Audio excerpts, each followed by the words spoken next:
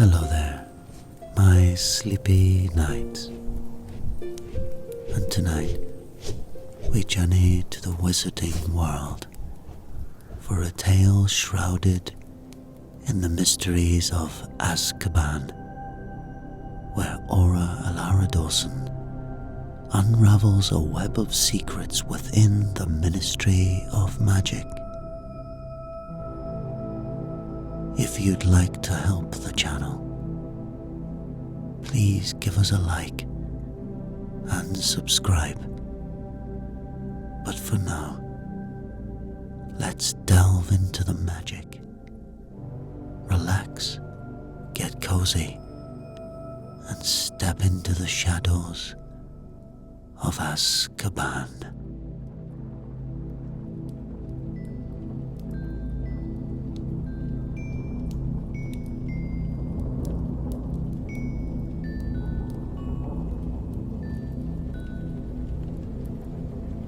The halls of the Ministry of Magic lay veiled in evening shadows as Aura Alara Dawson made her way to the late wizard's office.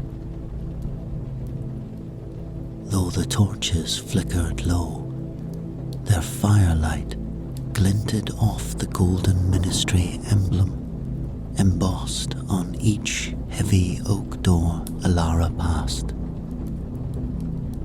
The clacking echo of her boots broke the tomb-like silence that shrouded these empty corridors at night.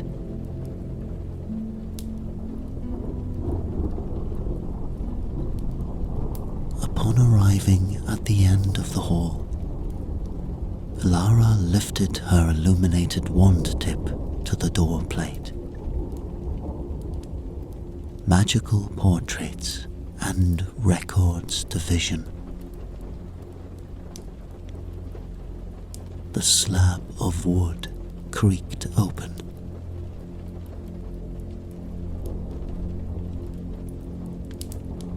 Inside, flecks of gold leaf glimmered amidst the office's somber hues. Mahogany walls, Persian rug of navy and burgundy, the cherry wood desk where the wizard's body now slumped motionless. Dark spatters stained the front of his plum velvet robes.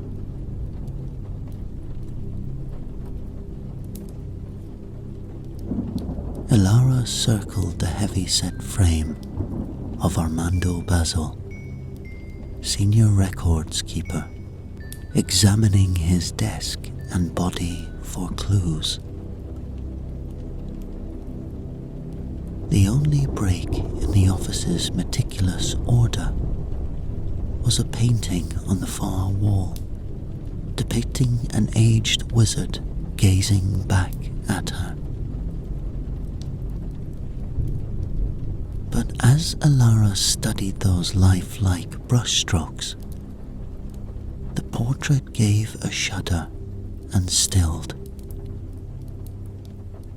Its subject appearing just as dead as the man at the desk.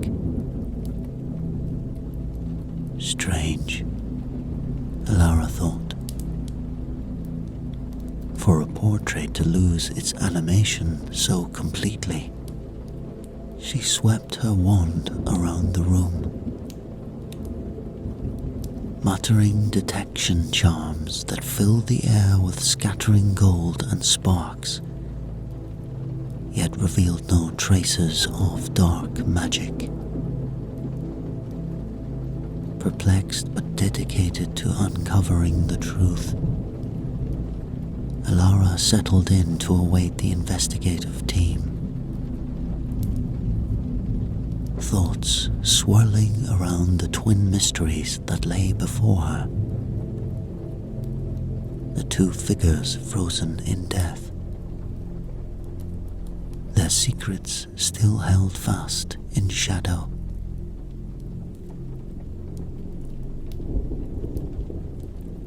A rap at the door announced Senior Aura, Gareth Haynes. Report, Aura Dawson. Alara summarized her efforts, admitting the lack of progress. No sign of foul play yet, but something seems off. Why hasn't the Ministry announced Basil's death? High-profile cases usually warrant public alerts in the Daily Prophet at least. Haynes clasped his hands behind his back. The Minister insists on absolute discretion regarding Basil's passing. His eyes flicked to the lifeless portrait. Best we keep speculation quiet for now.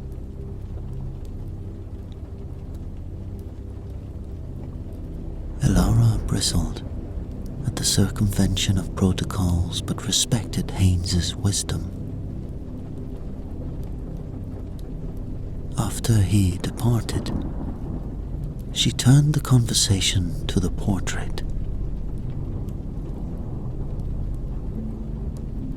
Looking closely, she could see the name of the artist, E. Grimshaw. Over the next few days, Alara encountered more obstacles. Simple requests for Basil's travel logs and schedule were denied, or disappeared into the bowels of the Ministry bureaucracy. Each dead end eroded her trust. But she did learn from a statement that Basil's wife had said he had worked increasingly late nights at the Ministry those last few weeks. She tried another avenue. Determined, she buried herself in genealogical archives until a single reference emerged on Grimshaw, an artist imprisoned in Azkaban 40 years prior for creating dangerous magical portraits. However, she even found it difficult to access Grimshaw's records. Everywhere she turned, she hit a brick wall. She then requested a list of prisoners detained in Azkaban. A moment later, a memo fluttered back. She scanned through the list of prisoners and saw the name marked E. Grimshaw. Alara now knew who might reveal answers. Gathering her wand and cloak, Aura Dawson departed to seek truths only Elias Grimshaw might provide. The sea churned slate grey as Alara's chartered boat crossed the swelling waves. In the distance, Azkaban rose from jagged rocks, its cracked towers like hungry stone fangs waiting to devour hope.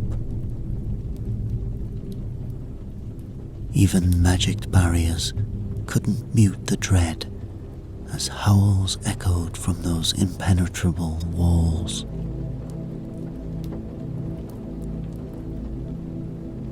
Shivering, Alara disembarked, one hand on the trunk containing the mysterious portrait.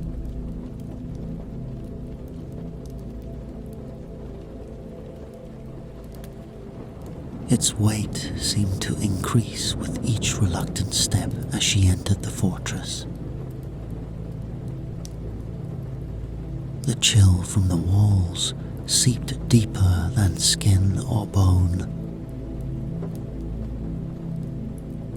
Torch flames guttered low along the maze of corridors.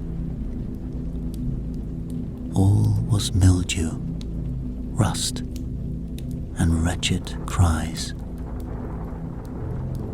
The guards led Alara downward to a door barred with black iron. "The high security wing," one muttered. "Dementors float by often enough. You better watch out." He refused to escort her any further. Alone now, Alara whispered, "Lumos," and stared at the sign on the locked gate. "Dangerous detainees." Her heart raced. But she'd come too far to falter. Steadying herself, she stepped into the passage beyond. The inmates here were utterly still, but for fleeting movements behind bars. Eyes gleamed from sunken faces at Alara's approach. The criminal magic of this place crept into her bones until finally she got to the end cell. Answers lay in this cell. Answers heavy as the portrait in her trunk and the darkness surrounding her. Gripping her wand tighter, Alara went to meet the artist of Azkaban. Hunched on a dingy cot, Elias Grimshaw seemed merged with the shadows. Grey, stubbled face bent over a stretched canvas in front of him. As Alara's wand light pierced the gloom, he looked up, eyes gleaming from sunken sockets. His hands were smudged in pigments that also streaked his ragged clothes. Half-finished portraits surrounding glared or gazed back. Portraits of witches and wizards rendered in chaotic, lifelike style.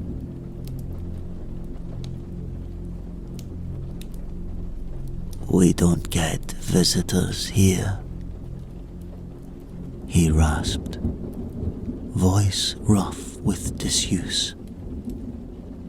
When she introduced herself as an aura, Elias cackled.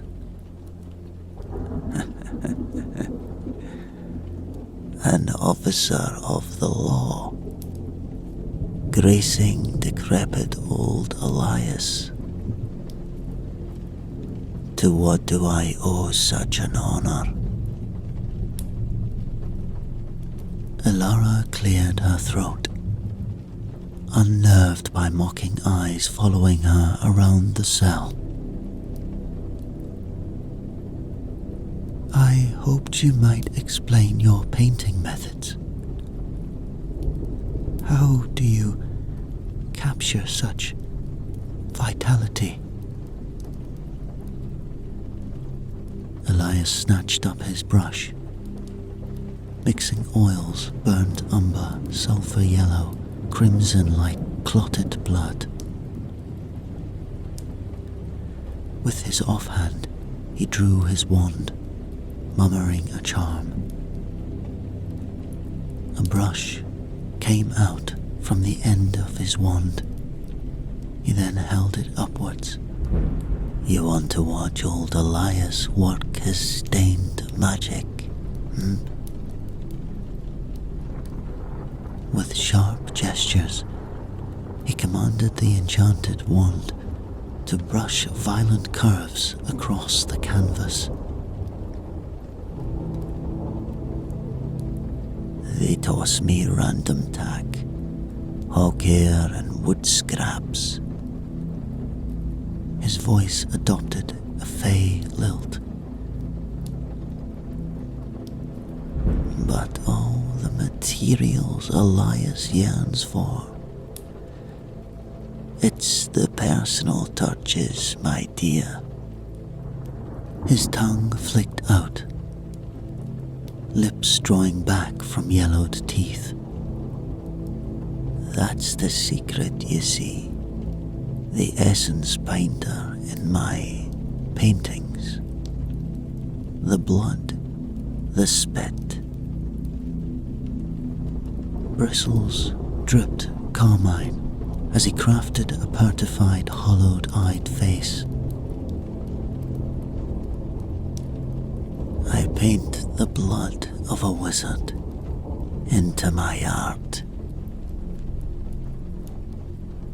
Hence, I paint their souls into my art. Miss Alara.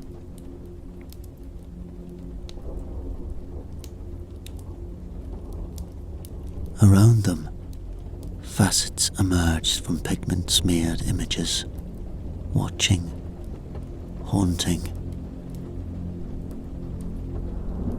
Were those portraits or prison bars? Alara's instincts screamed to flee this mad realm, but she stood transfixed as Elias cackled, plunging his nightmare visions onto canvas after canvas. Shadows draped Elias's hunched frame where he perched on a rust-eaten stool. Alara cleared her throat. Pardon me, but are you familiar with Armando Basil, the Ministry Records keeper? Without glancing up, Elias gave a raspy chuckle.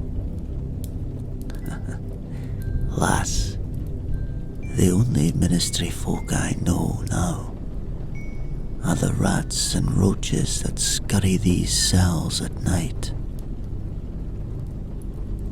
He tapped his temple.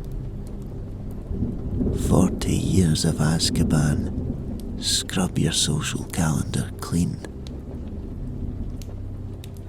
I see. Well,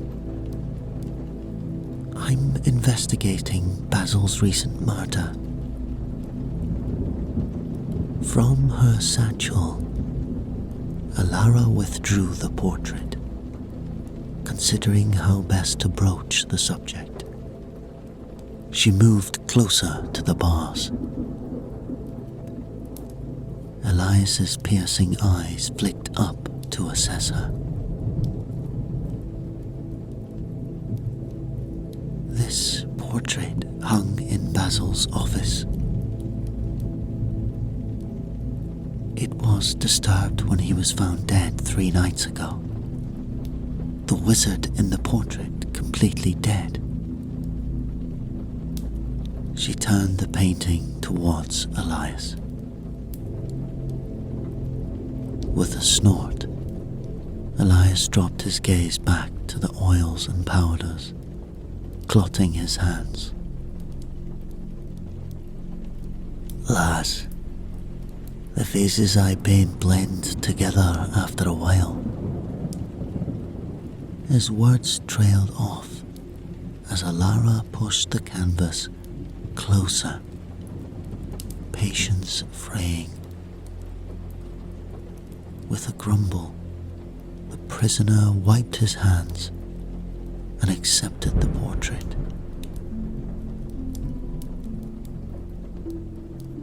Alara studied his craggy features as Elias examined the painting in the guttering torchlight.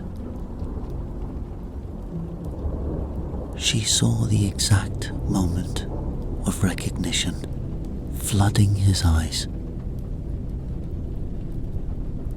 They widened, pupils shrinking as his face blanched beneath the scraggly beard. Shackled hands began to tremble, the canvas shaking. No, it cannot be. This is my painting, but I've never seen one like... Elias trailed off, slowly pivoting to face the back wall of his cell. A low moan building in his throat. He sank down against the grimy stones, still clutching the painting, one dirt-caked finger tracing the contorted face captured mid-scream. Alara hesitated, debating whether to interrupt his distress. But answers waited behind the prisoner's haunted gaze. She had to push forward.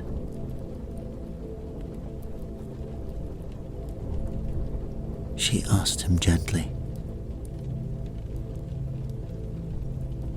"You recognize the wizard in the portrait?" "I knew that poor soul's name, yes," Elias confessed in an agonized undertone. "But creating him in oil and brushstroke has marked us both for dire fates."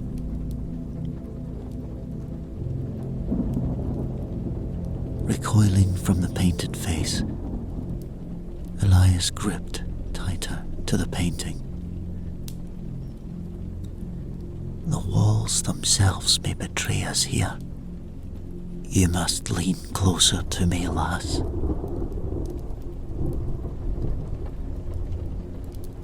Elara moved tight towards the bars. Elias walked towards her. Now they were face to face. Years ago, a shadow faction inside the Ministry of Magic approached me about my talents. My magic that crudely echoes through my portraits. They aimed to exploit such power for their personal agendas. I had no choice. I've been creating portraits for this shadow government from this very cell. Swallowing hard, Elias revealed the threats and vile bargains. Certain portraits were now spying upon critical Ministry of Magic rooms, feeding insider secrets to advance this covert group's goals. They care nothing for laws, only power plays and dangerous knowledge held over adversaries. What their ultimate goal is, I don't know, but I can tell you it won't be any good. I shouldn't be saying this. They'll be listening. Elias searches Lara's gaze beseechingly. Even Hogwarts houses host bewitched portraits, parroting private conversations to my enemies. Alara whispered back, "But how does this explain Basil's death? And why is the wizard in your portrait dead? They wanted me to create a similar portrait to the one that put me in Azkaban.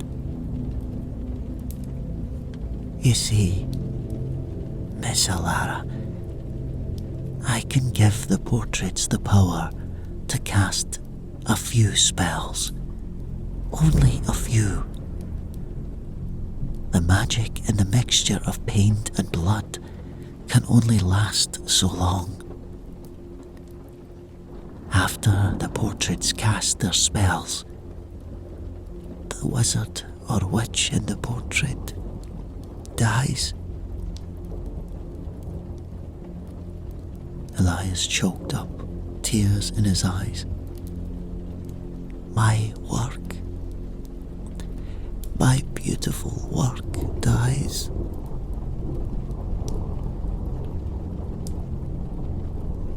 Elara looked at him in shock and disbelief. You mean your portrait? It killed Basil? Shutting his eyes against painful memories, Elias revealed his most recent commission. The portrait bespelled to harness deadly magic.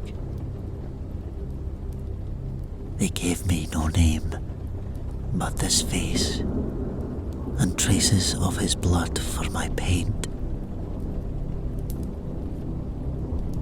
He turned the painting towards Alara once more. Yes, my portrait must have killed Basil. But this means that Basil must have stumbled on to their plot. He must have been close to exposing this shadow government. It's the only reason they would have commissioned me to make such a painting. Gripping her hands, Elias whispered urgently, You tread a razor's edge investigating this case, lass. You must expose these vipers before others meet fates akin to the records keeper, or worse. Cold dread trickled down Alara's spine at the prisoner's ominous words. She had come anticipating a killer, only to land amidst a secret war for the Ministry of Magic's very soul. Fresh determination stealing her nerves, she gently urged, Please, tell me more of these shadow factions secretly pulling strings within the Ministry's walls. Alara's pulse was still hammering from Elias's dark revelations when a sound snatched her attention. Faint scratching from the far corner of the cell. She turned with a gasp. One of Elias's many portrait subjects had stirred to life. A wide-eyed warlock painted in a nightscape. As Alara froze beneath the portrait wizard's unblinking stare, Elias grabbed her wrist, his own eyes narrowing. Stand clear of whatever phantom takes from here, lass. The scratching intensified as the warlock's hands twisted in intricate gestures. Alara scarcely had time to obey Elias's warning before jagged lightning erupted from the canvas itself, the warlock had cast a spell. Elara crashed aside, feeling heat blister her cheek. As the spell exploded, Elias's cot in a violent hail of smoking feathers. Twisting up from her painfully sprawled legs, Elara watched in horror as the warlock summoned another barrage with fingers now burned black. But abruptly, the smoking digits convulsed, sloughing away in ashes that spread rapidly across the rest of the painted form. Within moments, the illusion peeled away completely from the portrait's bared backing. In the echoing aftermath, all Elara could hear was her own frantic breathing and Elias's low cursing. As he helped her stand on unsteady feet, she pressed her fingertips against her stinging cheek. They came away bloody, a mere echo wielding traces of the warlord magic preserved in paint and varnish. Elias bit off, glaring accusations at the now empty canvas. I told you they were listening. They know you are here. But clear as any speech, the message comes from those serpents yet holding my leash. Gripping Elara's wrist with sudden urgency, his eyes pleaded with hers. This attack was a warning, lass. You've stirred a nest of vipers who'll strike at any threat to their secrets. Tread carefully in the ministry's den, or share my fate they aim to ensure. The prisoner's dire secrets and the assassination attempt had shattered her faith. The ministry she served now resembled a den of serpents. She thought back on the case's strange obstructions. Doors closed against inquiries, misdirection from superiors. At the time, it had merely puzzled her. But recalled through the lens of Elias's story, the veiled hostility took on sinister shades. They had aimed to stifle her investigation, keep their secrets buried. Instead, her persistence had stirred the shadow faction to bare its fangs directly. And if Elias spoke the truth, this ran deeper than cover-ups or scapegoats. This was a vice slowly closing upon the ministry itself, throttling justice for darker purpose. Quiet fury kindled in Elara's chest, burning through the lingering pain and fear. She had pledged her career, her very life, to protecting the wizarding world. Could she walk away now, willfully blinding herself from this corruption? Lifting her head, Elara sought Elias's gaze. The dangers now stand clearer thanks to you, she said quietly. And I mean to drag this ugly truth into light, along with any who stand against that cause. she stood, muscles taut with fresh resolve. This had become more than solving a mere murder. This was a crusade to haul the ministry back from the brink, and she would see it done, or die trying. The next morning, Elara hurried to the records office, yesterday's revelations kindling each step. The ministry now felt different around her.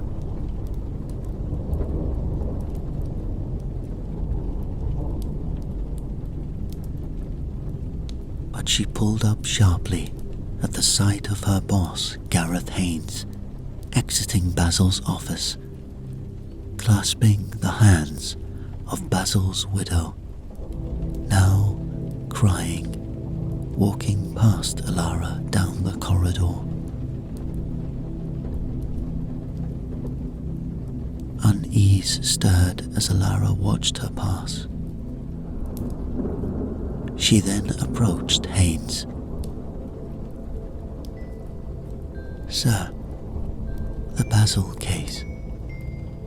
Certain strange aspects suggest need for further inquiry. Might we discuss?" But Haynes silenced her politely. "The matter is settled. I've ruled poor Armando took his own life by misadventure." He sighed heavily. A tragedy of secrets and inner demons hounding that poor man. Now we need to leave his grieving family in peace.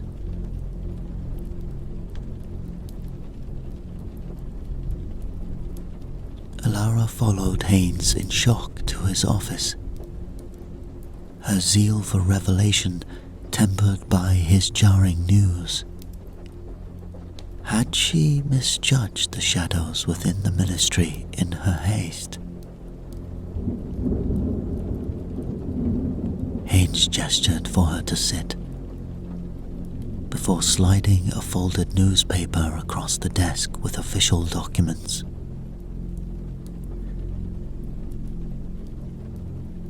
Elara sank into the chair as the Daily Prophet's bold headline assaulted her. Despondent ministry records keeper takes own life.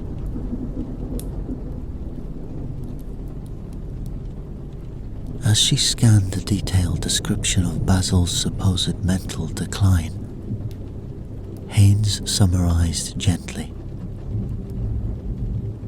"I tried to advise you against needless speculation earlier, my dear. Sometimes the full truth only brings more pain when past scars run too deep." He placed a copy of the psychological evaluation and ministry accident ruling before her. Elara looked between them and her superior, clarity crumbling by the moment. The analysis echoed the prophet's narrative unraveling. Depression, unhealthy obsessions. Both concluded Basil had used his access to artifacts to engineer his own elaborate demise. Misadventure by enchanted amulet, it seems.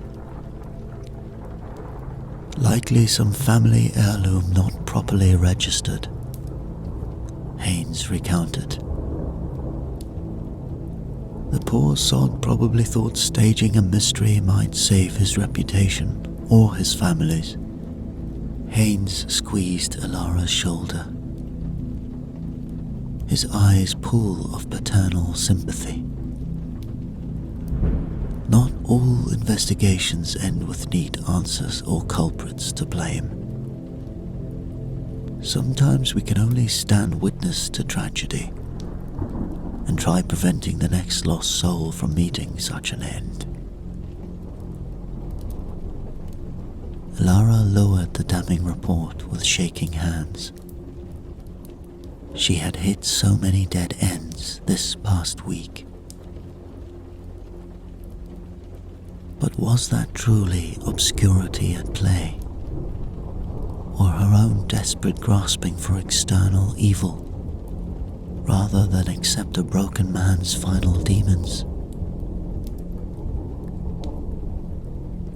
Had she dragged an innocent prisoner into wild conspiracy to avoid that painful truth? That sometimes justice came too late.